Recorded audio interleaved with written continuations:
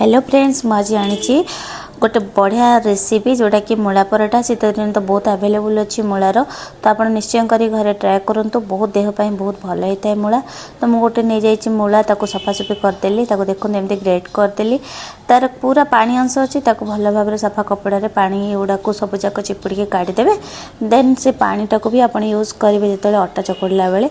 Then तागर मत यही part गुड़ा दरकार मूलार। सेटार आम कौन करिया ना, देखो केते बढ़िया होगला पानी छाड़ी से गोटे धनिया आउ माने गोटे गरम मसला और चिली पाउडर चाट मसला टिके लुण सब पकईकि भल भाव में मिक्स करदे।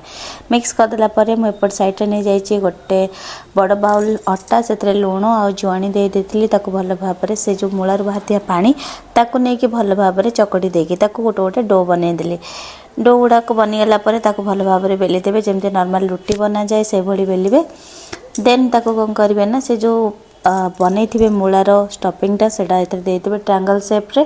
तापर ये भाव में फोल्ड करके आपण बेलिबे गोटे गोटे गोटे अल्प अल्प चूना देके भल भाव में बेली सारापर ताको नहीं भल भाव में एमती सेकीदेवे दी साइड।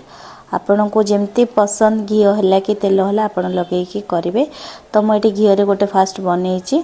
तो देखो केते स्मूथ आ केते बढ़िया स्पंजी हुए, मत बढ़िया लगे आर स्टफिंगटा।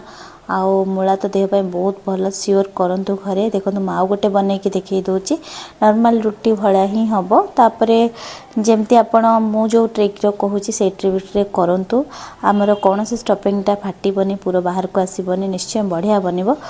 तो ये निश्चय ट्राए करंतु घरे। तो केमिति लागला मते कमेंट बॉक्स रे जणेबे। तो ये कले पिला माने समस्ते भल भाव में खाती आ मूलाटा देह को भी जाए। तो मो शीत दिन हेले डिफरेंट टाइप वेजिटेबल पिला मानक दिए, जेहेतु पालंग हुए मूला हुए ग्रीन मटर है सब किसी मिले सीजन में। तो मुझे तेल रे बनईकी देखौची। तो जहाँ को जोड़ा पसंद से करके खातु। आ रही टाटा।